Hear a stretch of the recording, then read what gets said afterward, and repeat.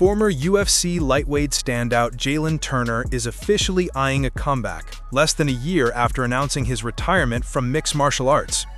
Turner shocked fans, fighters, and analysts when he abruptly called it quits following his loss to Ignacio Bahamondes at UFC 313. Just 29 at the time, Turner said he had lost the love for the daily grind of training and competing, a revelation that many found surprising given his immense potential and athletic gifts.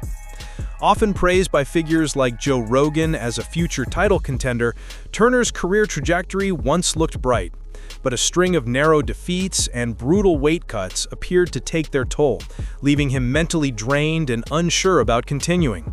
Now, only months removed from his retirement announcement, Turner seems rejuvenated and ready to reclaim his place among the division's elite. In a series of recent Instagram posts, Turner shared footage of his intense new training sessions, looking sharper and stronger than ever. When a fan commented asking whether a comeback was on the horizon, Turner simply replied that he was waiting on the call, a statement that sent fans into a frenzy of speculation. Insiders have noted that Turner's fighter profile has been quietly reactivated on the UFC's official website, further fueling rumors that negotiations for his return are already underway. A potential comeback fight could happen as early as UFC 323 or UFC 324, possibly on short notice if an opening appears. Sources close to Turner suggest he's in a much better headspace now, having taken time away from the sport to focus on his physical recovery and mental clarity. The California native reportedly struggled with severe weight cuts during his 2023 and 2024 campaigns, most notably before his bout with Dan Hooker at UFC 290, and has since revamped his approach to nutrition and conditioning. Turner's last victory came in December 2023 when he scored a highlight reel knockout of Bobby Green in Austin, a reminder of the power and explosiveness that made him one of the most exciting lightweights to watch. Throughout his UFC run, he also earned memorable wins over Brad Riddell, Jamie Malarkey, and Uros Medic, showcasing a blend of striking precision and length that made him a constant threat in the division. While no opponent or date has been finalized, Turner's potential return has already created buzz among fans eager to see the tarantula back in action. If his renewed motivation matches his talent, 2026 could mark the start of a thrilling new chapter for one of the UFC's most dynamic and unpredictable competitors.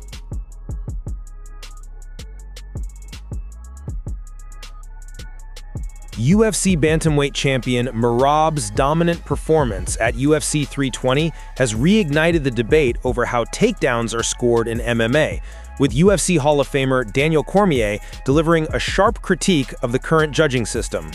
Merab successfully defended his title against Corey Sandhagen, reportedly landing 20 takedowns while applying relentless pressure throughout the fight and nearly finishing Sandhagen midway through the bout. The fight showcased Merab's signature wrestling-heavy style, which has drawn comparisons to Cormier's own approach during his career. While Cormier praised Merab's skill and control inside the octagon, he used the fight as an example of a systemic issue in MMA scoring. On a recent episode of Good Guy, Bad Guy, Cormier criticized how takedowns are recorded and valued by judges, suggesting the current methodology can inflate statistics without accurately reflecting the true dominance displayed. I have long had a problem with how they score mixed martial arts takedowns. The MMA takedown is a problem. The way that they score MMA takedowns is the problem. A takedown should be when you go to the mat. A takedown should not be when you get back up and the guy picks you up and puts you back down. Cormier emphasized that much of the 20 takedowns Merab was credited with were actually mat returns rather than genuine takedowns.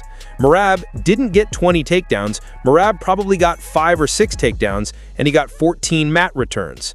According to Cormier, this distinction matters because judges often fail to differentiate between controlling an opponent and a traditional takedown, which can dramatically skew fight scoring. He also referenced other notable fights, including the Kamaru-Usman-Colby Covington welterweight title rematch, where a mid-fight takedown attempt by Covington wasn't properly credited in official statistics. For Cormier, these inconsistencies demonstrate a larger problem in MMA scoring. Takedowns are sometimes overcounted or misinterpreted, which can lead to fights being scored inaccurately and undermine the value of control and strategy in the octagon. Cormier argued that a reassessment of takedown criteria is long overdue, suggesting that fighters and coaches should be consulted on what constitutes a legitimate takedown. He believes this could prevent misleading statistics, ensure that judges properly recognize effective grappling, and create a more transparent and fair system for scoring MMA bouts. Merab's dominant showing, according to Cormier, highlights the need for this clarity. Even when a fighter showcases textbook control and wrestling proficiency, the numbers often fail to tell the true story of the contest.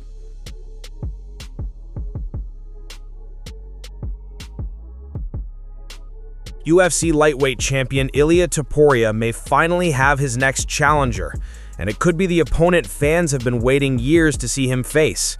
After delivering a thunderous knockout against Charles Oliveira at UFC 317 to claim the vacant 155-pound title, Topuria has been weighing his options for a blockbuster first defense.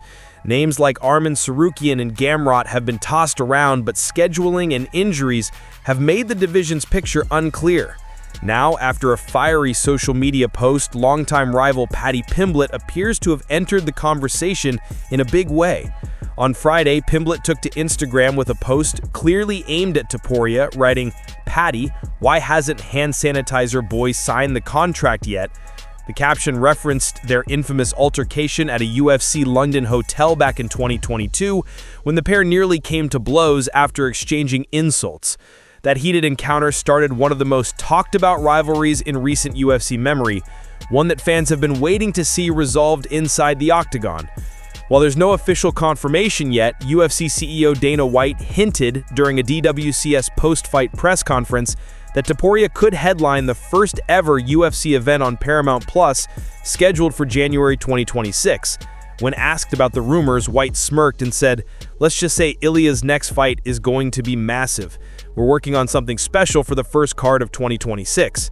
If the matchup does come to fruition, it would be a headline event built for fireworks."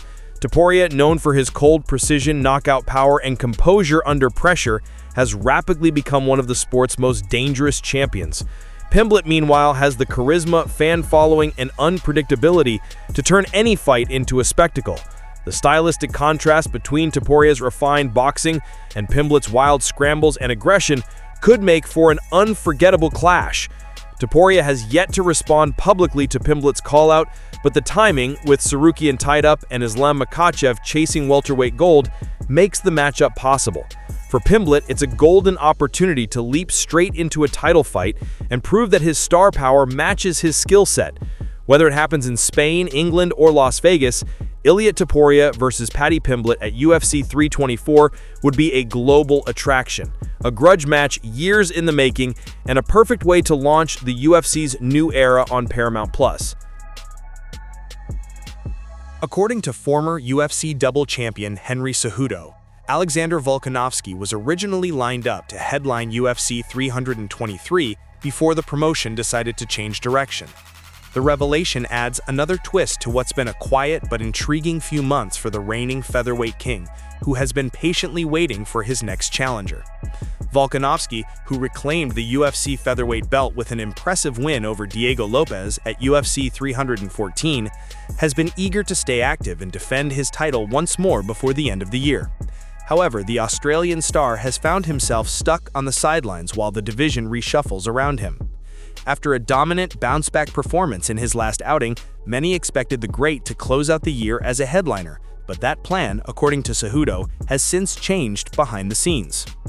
Speaking on a recent episode of the Pound for Pound podcast, Cejudo claimed that Volkanovski was originally scheduled to headline the year-end pay-per-view opposite rising British contender Lerone Murphy. "I think they're saving a lot of the good fights because the person that was originally supposed to headline that event was Volkanovski and Lerone Murphy, from what I heard from Little Birdies," Cejudo revealed. Murphy has been on a meteoric rise, capturing attention after a spectacular knockout of the year finish over Aaron Pico at UFC 319. That victory catapulted him into title contention, and Volkanovski was quick to acknowledge the performance, publicly calling for a fight with The Miracle. Fans quickly rallied behind the matchup, intrigued by Murphy's striking and composure against one of the division's all-time greats. However, those plans reportedly changed after UFC CEO Dana White made a last-minute pivot. White recently confirmed that Merab would make a historic short turnaround to defend his title in a rematch against Jan, a move that ultimately bumped Volkanovski and Murphy off the card. Cejudo speculated that the UFC wanted to capitalize on Merab's momentum and willingness to stay active. "I think they're going to hold down on some of the bigger stars. Dana loves that Merab is always ready to fight, and that took Volkanovski and Lerone from the card," Cejudo said. Interestingly, Cejudo himself will compete on the same UFC 323 card, facing rising prospect Peyton Talbot in what he has called his retirement fight. That detail lends some credibility to his claim. As someone on the card, Cejudo would likely have some inside knowledge of the UFC's original lineup discussions. As for Volkanovski, the wait for his next fight continues. Reports indicate that the promotion is planning a major return to Sydney, Australia in February 2026, and the featherweight champion is expected to headline the event. His next opponent remains uncertain. While Lerone Murphy still appears to be a frontrunner, recent chatter suggests the UFC could instead book a rematch between Volkanovski and Diego Lopes, a matchup that has drawn mixed reactions from fans. Whatever direction the UFC chooses, one thing is clear: Volkanovski remains hungry to compete and defend his crown. Whether it's Murphy, Lopes, or another emerging contender, the great is ready to remind the world why he's still one of the pound-for-pound best on the planet.